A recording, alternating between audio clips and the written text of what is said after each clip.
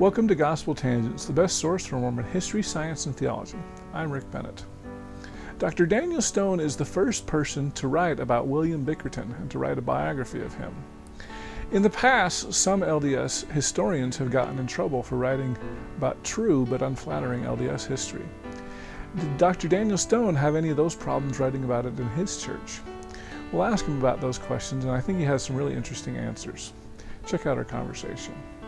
I also want to remind you, in order to keep this podcast alive, please subscribe to our podcast. Just go to gospeltangents.com and click on the yellow subscribe button. For $10 a month, I'll send you a copy of a transcript of this and all future interviews. Also, you can make a one-time donation if that suits you as well. You don't need to get a transcript. We really could use the support.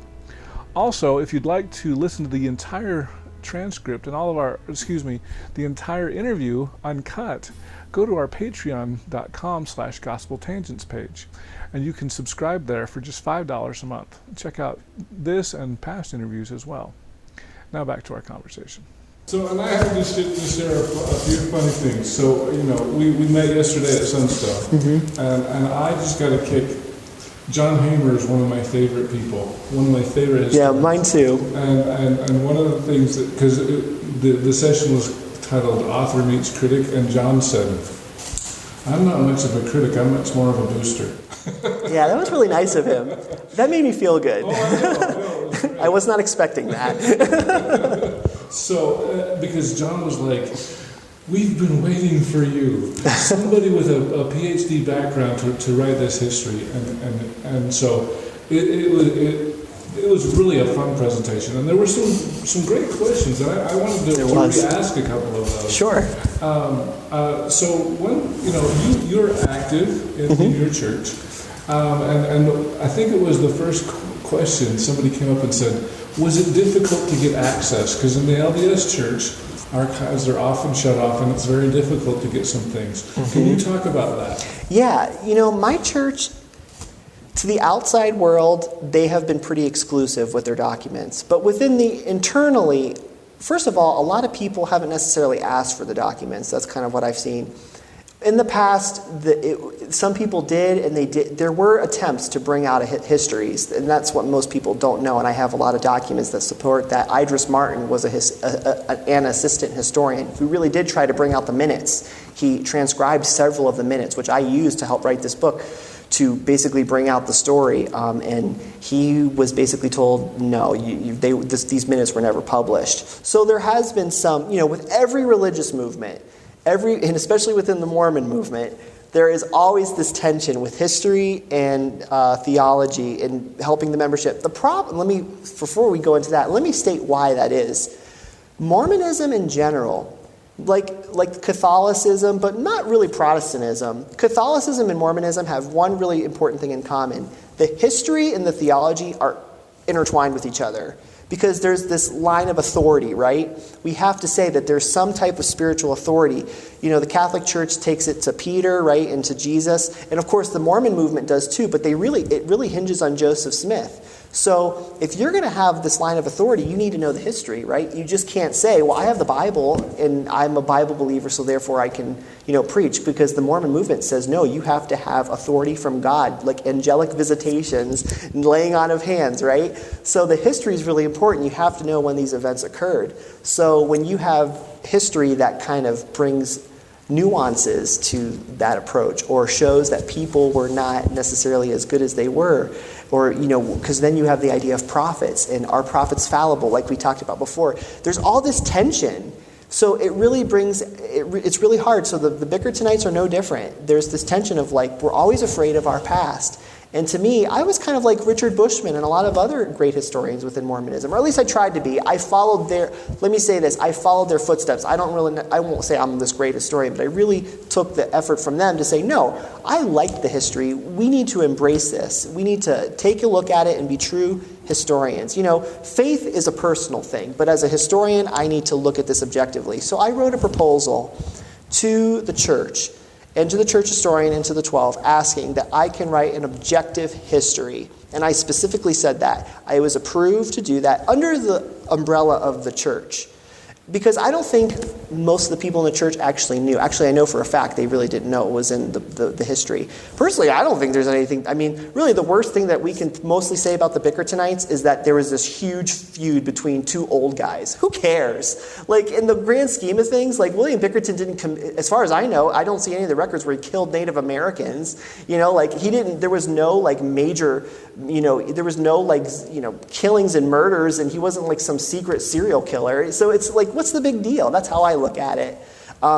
So I wrote the history. I wrote the first 5 chapters. I got full access to the archive. There was this other gentleman named John Mancini who has an excellent archive in New Mexico with tons of documents. We've become friends as well. And I've become friends with the church historian. So I was able to get access to all these documents, which I think, as far as I know, no one has ever done before. So which was really fun. I wrote the first 5 chapters of the book. I gave it to the church historian in the 12. They never gave me a clear answer as to yes or no.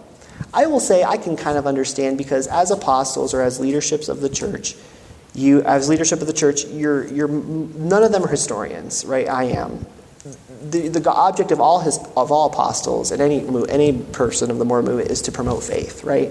And history can sometimes be like that. So there might be some things. The big issue is the Cadman-Bickerton feud. They flat out said, I actually was heard from a couple of them saying that's the big issue that they were afraid of, is the Cadman-Bickerton feud. As far as I know, really nobody cares. They just didn't want that published. Yeah, they don't want that published. But I said, well, it's already been published. There's this great article in the Journal of Mormon History that publishes most of what I've already put in the book. I just went into more detail because I had access to more documents that really kind of cleared some things up. But the dirty, nasty things that William Cadman and like J.S. Weeks on Bickerton's side said to each other in the newspaper, that was already published. It's public. You can Google it. You know, type in, it's called The Bickertonite, Schism and Reunion in a Restoration Church. So it's written by Gary Enns, who's a great historian. So I made that, tried to calmly say, and I understand where they're coming from. Don't get me wrong. They're trying to promote faith. But my argument is, this is already public information. It's out there. Like, you can get the microfilm of the newspaper articles that was the attacks back and forth, which I did. I just went to the Kansas Historical Society in Topeka.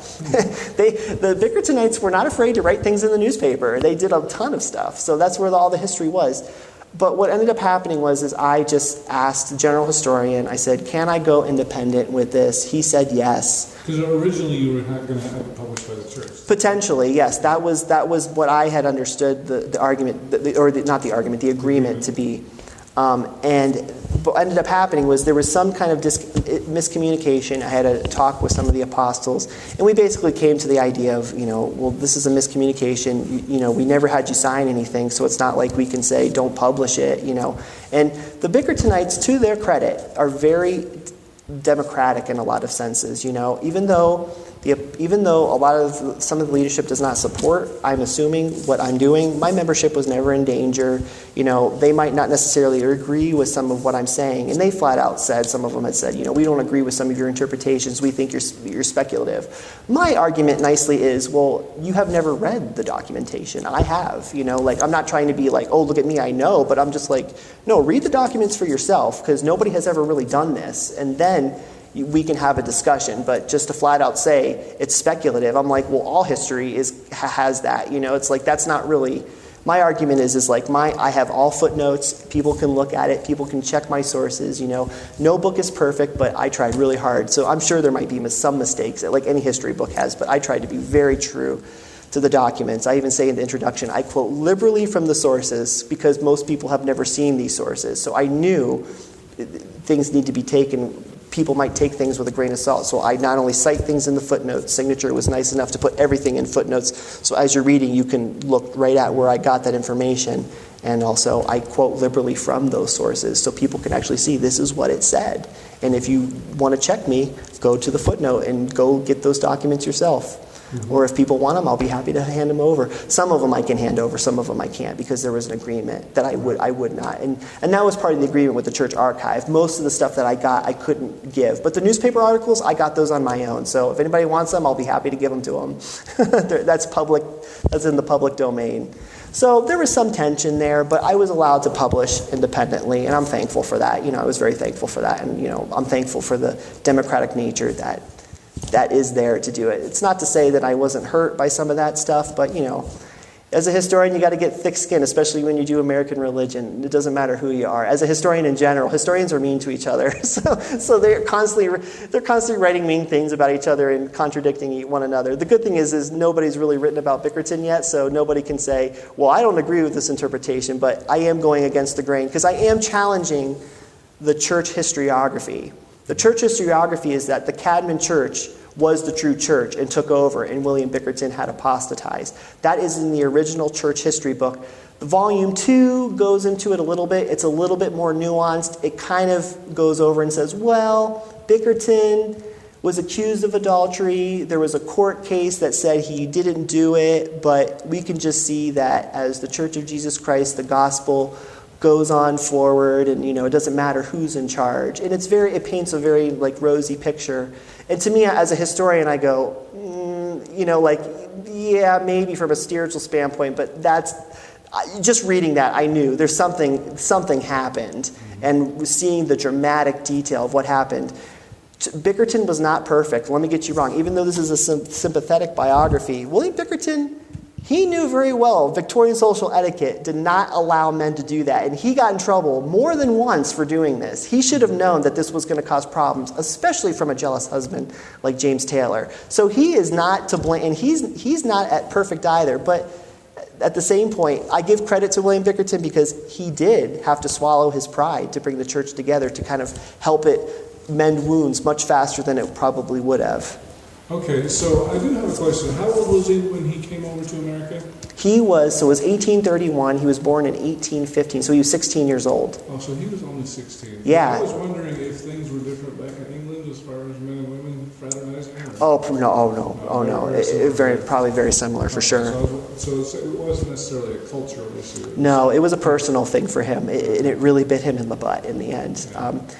You could look at it cynically and say, well, maybe they was trying to hide something, but the documentation really doesn't seem to support that. And the community as a whole doesn't seem to support that. They even said, yeah, you acted unbecoming of your stature, basically meaning you did not follow the etiquette of the day, but you were not an adulterer. They knew that. And poor Tryphena, her record, we only know so much.